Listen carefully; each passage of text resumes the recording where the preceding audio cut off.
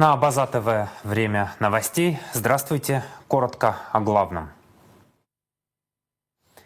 Экс-министр культуры Абхазии Гудис Агарба приговорен решением Сухумского горсуда к 5 годам тюрьмы строгого режима с конфискацией имущества. Главная цель – военная безопасность страны. В Министерстве обороны подвели итоги работы ведомства за прошедший месяц. Актуальные вопросы экологии. В Абхазском государственном университете завершилась отчетная научно-практическая конференция.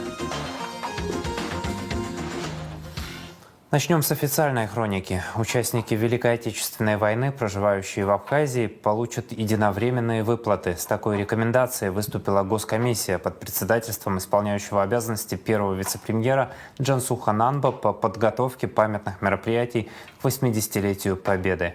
28 марта комиссия утвердила планы празднования в районах. 9 мая в Сухуме пройдет парад Победы и концерт, который завершится фейерверком. 8-9 мая в селе Дурипш проведут конно-спортивные мероприятия. В школах планируются конкурсы. Республиканская спартакиада по 14 видам спорта. Госкомспорта организует фестиваль спорта «Вечер памяти», посвященный первой профессиональной летчице из Абхазии Мэри Авицба и политруку 3-й пулеметной роты Александре Назадзе. Абхазское телевидение будет транслировать архивные материалы и новые проекты с участием потомков героев Великой Отечественной войны. Торжественное собрание в честь 80-летия со дня рождения первого президента Абхазии Владислава Арземба пройдет 14 мая в Абхазском драмтеатре. 28 марта состоялось третье заседание Госкомиссии под председательством ИО первого вице-премьера Джансуха Нанба по проведению юбилейных мероприятий. Будет издан сборник трудов Арземба. Минпрос проведет открытые уроки и конкурсы, посвященные первому президенту. Конференцию «Роль Арземба в формировании абхазского государства», лекции и экскурсии. В АГУ планируется научно-практическая конференция «Роль Владислава Арземба в становлении государственности Абхазии», а также цикл лекций и семинаров. 2025 год объявлен в Абхазии годом первого президента Владислава Арземба.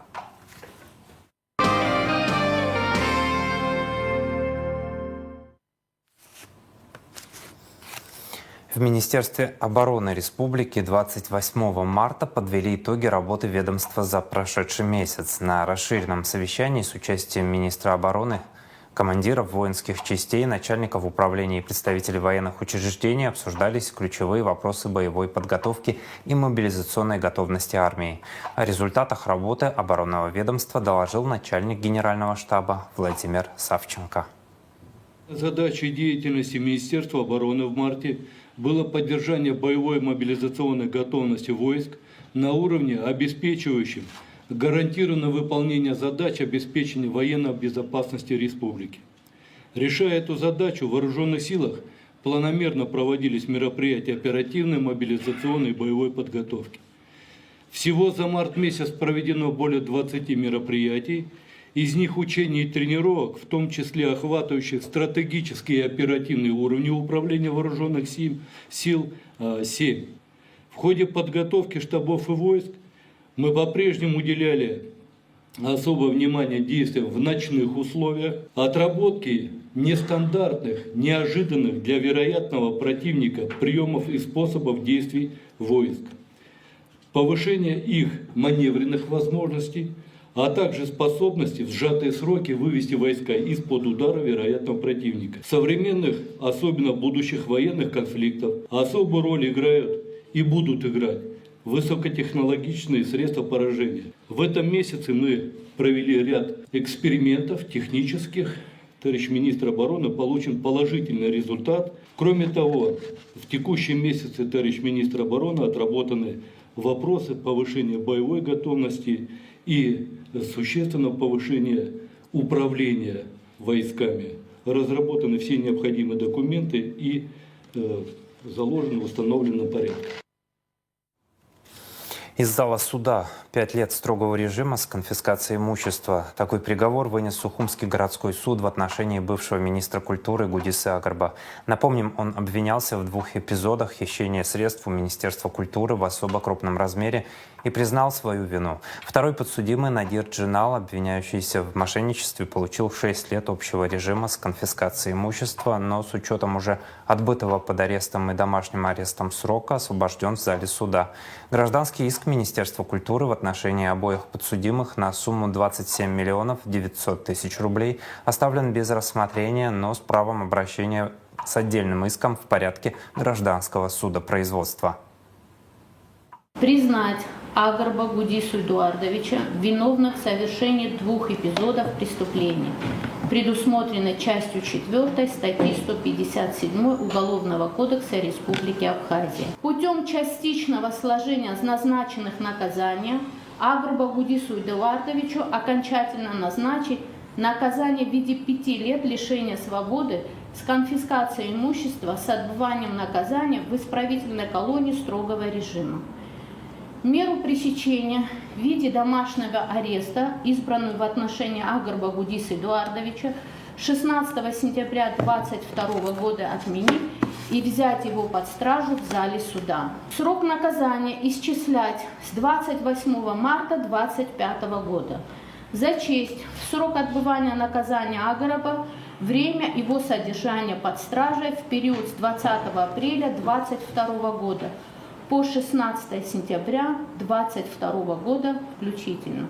Из расчета 2 дня нахождения под стражей за 3 дня отбывания лишения свободы в исправительной колонии строгого режима, а также время его содержания под домашним арестом в период с 17 сентября 2022 года по 28 марта 2025 года включительно из расчета 1 день нахождения под домашним арестом за 1 день отбывания лишения свободы в исправительной колонии строгого режима.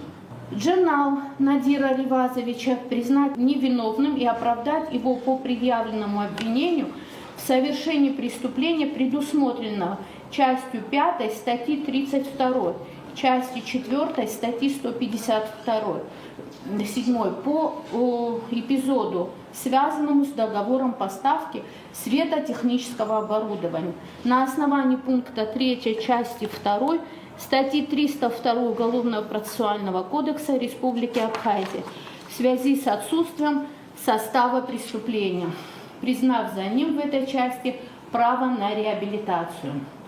Признать Джинал Надира Ривазовича виновным в совершении преступления, предусмотренного частью 4 статьи 156 Уголовного кодекса Республики Абхазия по эпизоду, связанному с приобретением звукового оборудования, и назначить ему наказание в виде лишения свободы на срок 6 лет с конфискацией имущества с отбыванием наказания в исправительной колонии общего режима. Информация правоохранителей получила продолжение дела, где в первоначальном варианте в информации правоохранительных органов фигурировало лишь сквозное колотое ранение. Возбуждено уголовное дело по факту получения телесных повреждений Константином Белозеровым, сообщила пресс-служба МВД Абхазии. По данным следствия, 13 марта примерно в 15:30 на проспекте Ардзинба в Гагре неустановленное лицо на почве неприязненных отношений выстрелил в Белозерова и скрылся с места преступления. Белозеров был доставлен в районную больницу Гагры со сквозным ранением левой голени, открытым переломом левой малоберцовой кости, травматическим повреждением малоберцового нерва и малоберцовой артерии слева. УВД по Гагрскому району начало проверку 15 марта. Материалы были переданы в Следственное управление МВД 24 марта. Задержан житель Сочи в Абхазии, восхвалявший террориста Шамиля Басаева. Возбуждено уголовное дело, сообщает РИА Новости со ссылкой на ФСБ.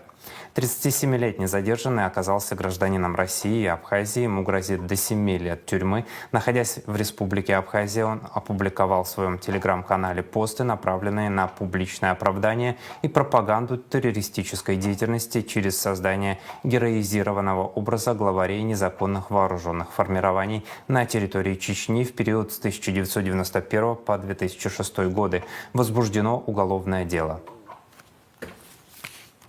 Следствие не нашло состава преступления в действиях бывшего председателя Нацбанка Абхазии Даура Барганджи и прекратило его уголовное дело о хищении денег у российского актера Владимира Этуша, сообщил в четверг, 27 марта, Интерфаксу адвокат предпринимателя Виталий Локтюшин.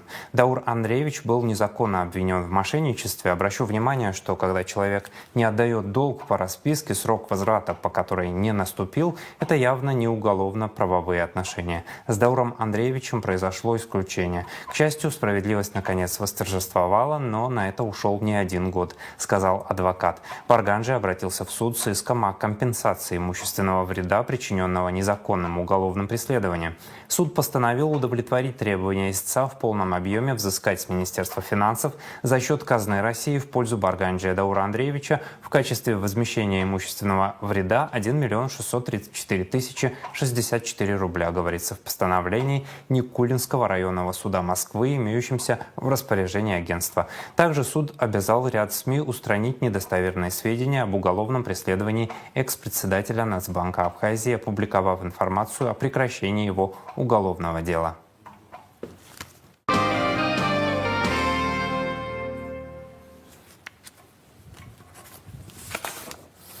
Сотрудники госинспекции по маломерным судам МЧС и погрануправления ФСБ России в Абхазии провели совместный плановый рейд вдоль береговой линии акватории Сухума. Была произведена проверка маломерных судов на предмет наличия разрешительной и технической документации в рамках норм безопасного судовождения, сообщает пресс-служба МЧС. Проверка не выявила каких-либо серьезных нарушений. Транспорт и туризм. С 30 апреля снова начнут курсировать автобусы из Адлера в города Абхазии по единому билету. Маршрут будет действовать до конца сентября. Об этом пишет телеграм-канал ФПК «Лучше поездом». Федеральная пассажирская компания совместно с Единой транспортной дирекцией объявила о возобновлении мультимодальных маршрутов из России в Абхазию. Теперь путешественники смогут добираться на курорты Абхазии удобным комбинированным способом. Сначала на поезде до Адлера, а затем на автобусе до нужного города. Автобусы будут отправляться ежедневно с 30 апреля по 30 сентября в Гагру, Пицунду, Гудауту, Новый Афон и Сухум. Морское регулярное сообщение может быть запущено из Сочи в Абхазию, заявил глава Минтранс России Роман Старовойт в интервью телеканалу «Россия-24». Запуск таких линий относится к компетенции властей Сочи, но Минтранс готов всячески поддерживать инициативу. Бизнес готов к выходу на линии по ряду направлений, в том числе в Республику Абхазия, отметил Старовойт. Необходимо просчитать пассажиропоток и окупаемость проекта. Мы планируем и Сочи, есть варианты выхода в Абхазию. Это уже международное движение. В принципе, считаю, что это, безусловно, будет интересно для россиян, сказал он.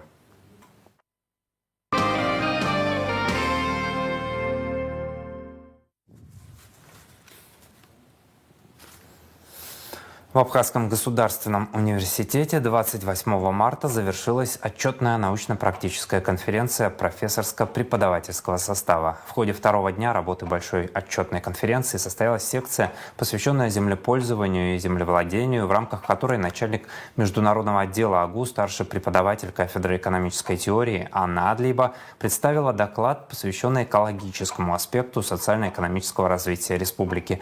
Подробности в репортаже Рады Чачава. Социально-экономическое развитие любого региона невозможно без учета экологических факторов. Именно забота об окружающей среде и приоритеты природоохранной, равно как и социальной повестки, век постоянного изменения климатических условий и экологических катастроф не просто важны, буквально необходимы. Для Абхазии, обладающей уникальными природными ресурсами и богатым биоразнообразием, экологические аспекты вовсе являются ключевым элементом устойчивого развития. Начальник начальник международного отдела АГУ, старший преподаватель кафедры экономической теории Анна Адлиба посвятила обширный доклад именно актуальной теме экологического аспекта в социально-экономическом развитии республики в контексте целей устойчивого развития. Сферой моих научных интересов является мировая экономика и международные экономические отношения. И, собственно, это та дисциплина, которую я читаю на экономическом факультете. И на Республику Абхазия, на нашу страну, я смотрю сквозь призму этой дисциплины, этого предмета. И надо отметить, что Республика Абхазия не является каким-то субъектом, который изолирован от всего остального мира, поэтому рано или поздно те проблемы, с которыми сталкивается весь мир, а это экологические вызовы глобального характера, мы столкнемся рано или поздно тоже. Как следует из доклада, для Абхазии, учитывая ее зависимость от природных ресурсов и туризма, одной из ключевых отраслей национальной экономики, наиболее актуально достижение следующих целей. Развитие альтернативных источников электроэнергии, в том числе чистой и недорогостоящей, борьба с изменением климата и сохранение морских экосистем. А среди экологических вызовов, с которыми сталкивается республика, можно выделить, например, загрязнение рек и озер, изменение климата, массовое строительство туристических объектов без учета экологических норм, загрязнение Черного моря и другие. Учитывая, что у нас пока еще нет масштабного промышленного и сельскохозяйственного освоения нашей территории на данном этапе, проблемы экологического порядка у нас, мы можем рассчитывать на то, что имеют отложенный несколько характер, но мы сталкиваемся с проблемами отсутствия очистных сооружений, мы сталкиваемся с проблемами вырубки лесов несанкционированной охотой, что, безусловно, влияет на природный ресурсный потенциал нашей республики. В докладе отмечается, что для сохранения окружающей среды в Абхазии необходимо внедрение технологий рационального использования воды в сельском хозяйстве, разработка национальной стратегии адаптации к изменению климата, включающей внедрение мер по снижению выбросов парниковых газов, создание морских заповедников и особых охраняемых зон, борьба с загрязнением моря и пляжей пластиком и нефтепродуктами и создание системы переработки и утилизации отходов. Экономический рост, собственно говоря, это мировая тенденция, он привел к тому, что необходимость экологизации социально-экономического развития стала актуальной. То есть чем более развита страна, тем больше ресурсов она потребляет, тем больше вред она наносит окружающей среде. Чтобы избежать деформации естественной для нашего народа среды обитания, необходимо при формировании программ социально-экономического развития учитывать экологический фактор. Охрана окружающей среды – ответственность как государства, так и общества. Ведь от каждого из нас зависит куда больше, чем нам порой хотелось бы думать. Осознанное отношение к экологическим вопросам, крайне важным для человечества, начинается с изменения привычных паттернов поведения, но приводит к куда большему, к устойчивому развитию для всех. Рада Чачава, Инала Гухава, Абаза ТВ. В Абхазской государственной филармонии прошел гала-концерт 24-го республиканского конкурса исполнителей абхазской эстрадной песни «Молодые голоса». Мастерство конкурсантов оценивало жюри, в состав которого вошли квалифицированные специалисты по вокалу Минкульта Абхазии. Участники конкурса вынесли на суд жюри один номер, обязательно на абхазском языке. В конкурсе приняли участие исполнители в возрасте от 6 до 20 лет из всех районов республики. Организатор – Республиканский центр народного творчества имени Кортуа. Автор проекта – Нури Кварчи.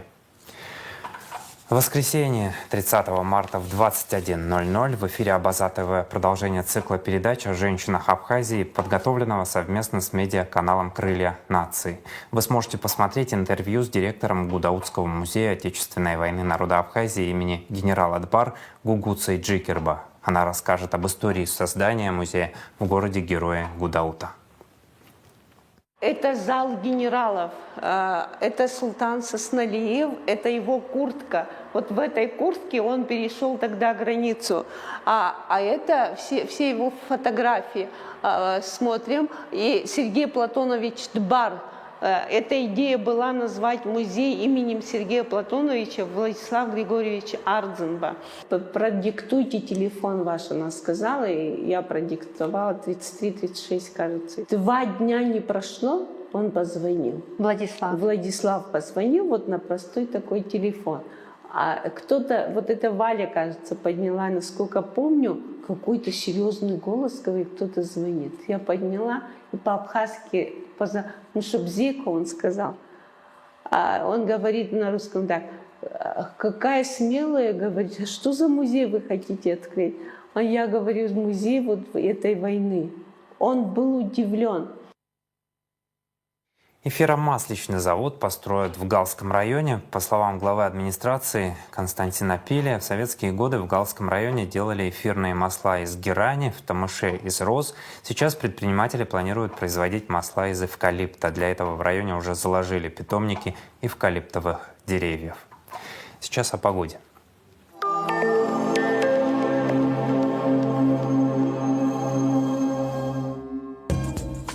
В выходные 29 и 30 марта в Абхазии ожидается переменная облачность. В субботу ночью и во второй половине дня местами слабый дождь. В воскресенье временами дождь разной интенсивности, гроза. Атмосферное давление пониженное, ветер слабый и умеренный. Температура воздуха ночью от 7 до 12, днем от 19 до 24 градусов. Температура морской воды 11 градусов, волнение морской воды слабое и умеренное. Относительная влажность воздуха от 50 до 70%.